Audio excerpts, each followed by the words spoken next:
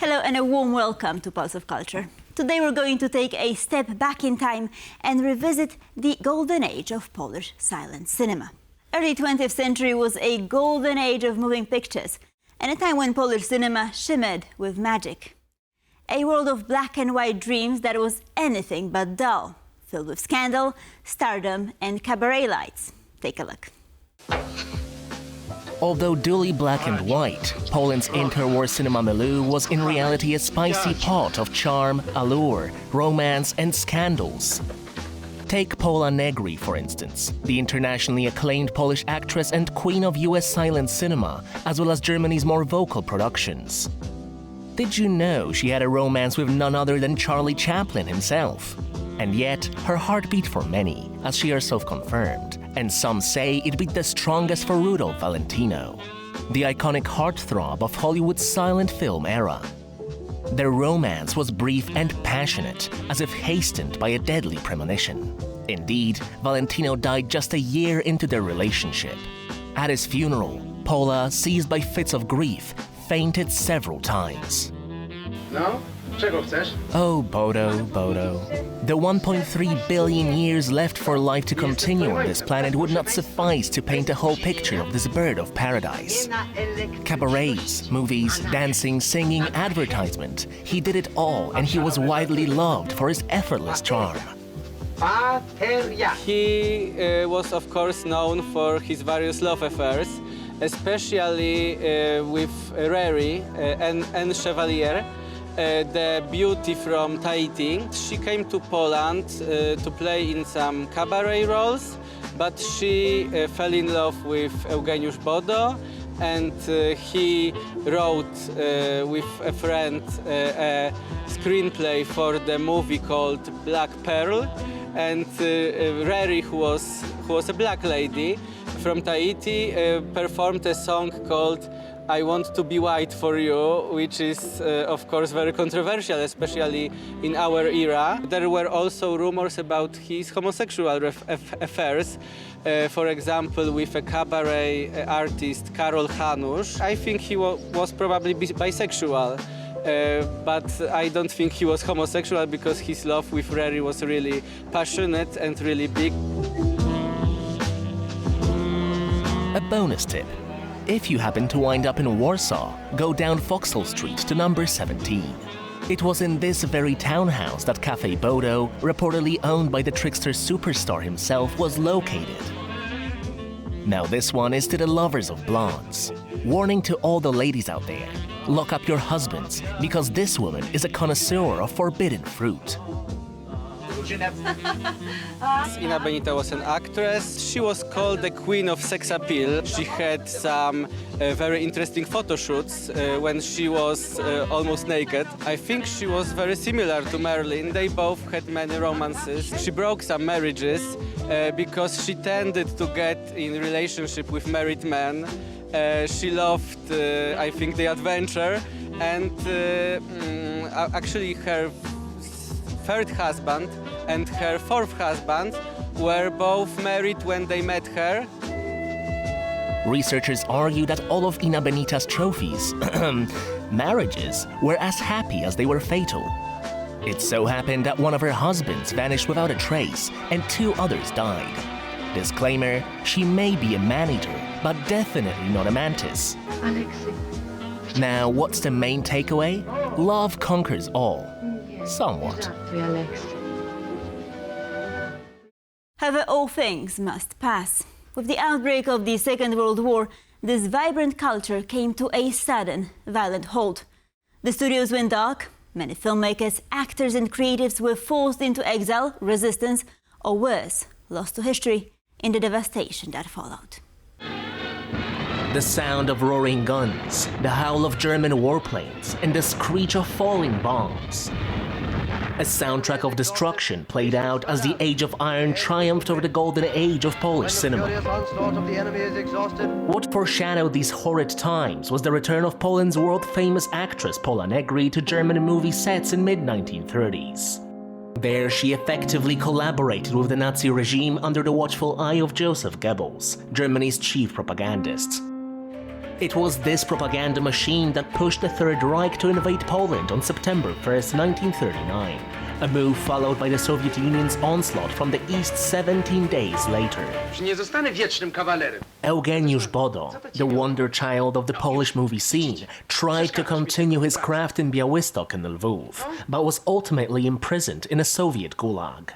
It was suspected that he is a spy because he had Swiss passport, because he never had Polish citizenship, and he was arrested by NKVD, Soviet secret police, and he was brutally interrogated, and unfortunately after almost 2 years of being imprisoned, he died. It was made public in 1990s that he was killed by Soviets. Others, like Ina Benita, put their looks and charm to good cause, joining the Polish resistance. Tasked with espionage among other duties, she collected information on her former lover, Austrian-Polish actor and Nazi collaborator Igor Sim, eventually leading to his execution by the Union of Armed Struggle.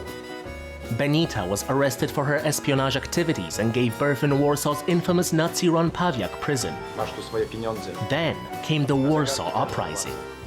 Myślałaś, że cię skradłem? During the Warsaw Uprising, she entered the manhole that we can see. It was said that she didn't make it during the evacuation, but in fact we found out, actually I found out, that she died 40 years later, that she and her son, who were said to have died during the Warsaw Uprising, survived.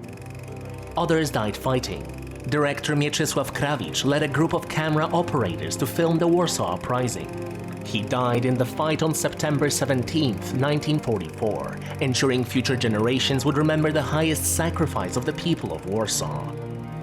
Another filmmaker, Michał Waszyński, not only survived the war, but also harnessed his talents to tell the story of the Second Polish Corps, a Polish army who fought from Russia, through Egypt and then Italy, contributing to the Allied victory. His film, The Great Way, remains a testament to their courage. Waszyński was a creator of film crew connected with Second Corps, with General Anders. He was producing documentary movies about what was happening on the way, mostly the Battle of Monte Cassino. He produced this movie just after Second World War ended in 1946, and in fact it was first Polish feature movies created after war. Bodo, Benita, Krawicz and Waszyński. When war rewrote the script, they stepped up and played their greatest roles as loyal citizens, freedom fighters and archivists of Poland's struggle for independence on the stage of life. Now there's another character of the early moving pictures era who deserves a separate story. Max Linder. He made the world laugh before Chaplin ever stepped in front of a camera. A master of elegance and timing, Linder was cinema's first true star. Take a look. If silent cinema were a fabled kingdom, Max Linder would be its undisputed king. An actor, director, screenwriter, and a daring stuntman, Linder repeatedly tricked the Grim Reaper, until he and his wife Helene took their own lives. To learn more about Linder, we approached Edward Porębny, director of Life and Deaths of Max Linder. I discovered this man has incredible life. From 1905 to 1925, he became to be the first, most important French star, first European star to be exported to the United States. Having directed and starred in over 300 silent movies, Linder enjoyed women's attention, fame, and unimaginable wealth. But he also suffered from depression and head injuries sustained during his World War I service in the French army.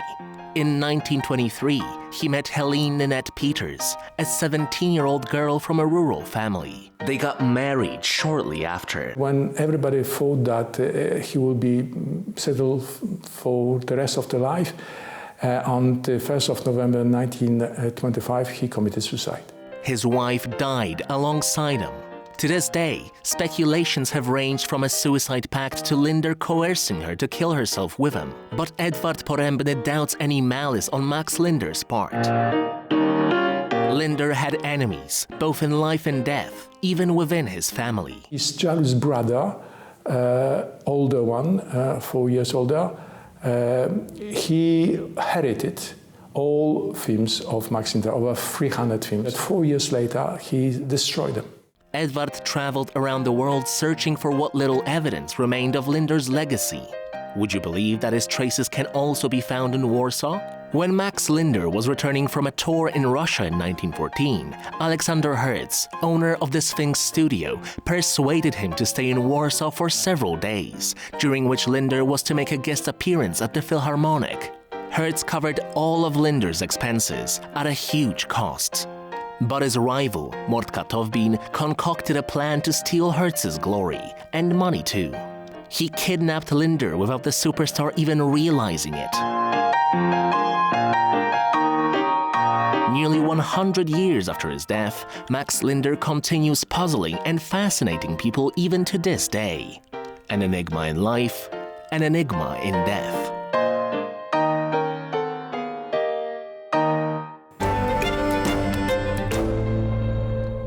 Summer is here, and in Poland that means festival season is in full swing. Let's start by looking back at last week's biggest event, Opener Festival. What do hip-hop's hottest new star Doechii, Canadian indie favourites Mother Mother, and 90s prog rock giants Muse have in common? In Poland, the answer is simple: Open Air Festival. It's a musical buffet, or more accurately, a smorgasbord, catering to every taste imaginable. Craving some high-energy Latin American pop from Camila Cabello? Sorted. And the fans, they love it. I love that there are so many new artists that I hadn't heard of before, and that I can listen to some new genres that I didn't even know before, and we can discover new music, and that everybody just wants to have fun here. Artists appreciate this eclectic gathering just as much as their fans do. Audience is one of our biggest streamers in the world, so we can go behind the scenes and see who's streaming our songs the most, and it's Warsaw is right in the top 5. And as a Canadian band, that is just so bizarre. So of course we have to come pay respect to our best fans. I mean, this is a really beautiful setting. We couldn't be happier to be in this weather and this beautiful outdoor space. And the fans are just so giving, so much love. But while Open Air is known as one of Europe's most welcoming major festivals, it's not always as kind to your wallet. So how do savvy festival goers keep costs down? Especially as for many the food scene is as much of a draw as the music. I'm from Gdańsk, so I pay no for sleeping. I came here by bus, I only paid the ticket. I ate everything I could in my home, so right now my pad thai is bought by my friend, but I don't need it. And most of things here are only commercials. You don't need to buy it, you will eat it tomorrow. Today is party time. And of course, there's the fashion. This year, vintage was king or queen, and cowboy boots were the must-have accessory. So that was my personal take on Open Air 2025. Missed out? Don't fret. Poland's and arguably Europe's biggest free music festival, Poland Rock, kicks off in less than 3 weeks. See you all there?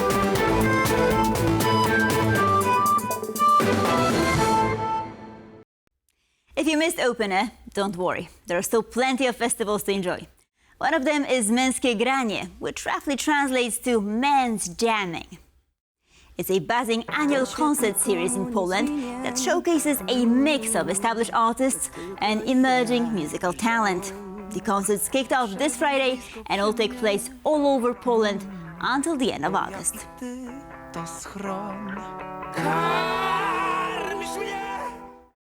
And for fans of classical music, the Baltic Opera Festival brings opera to open air.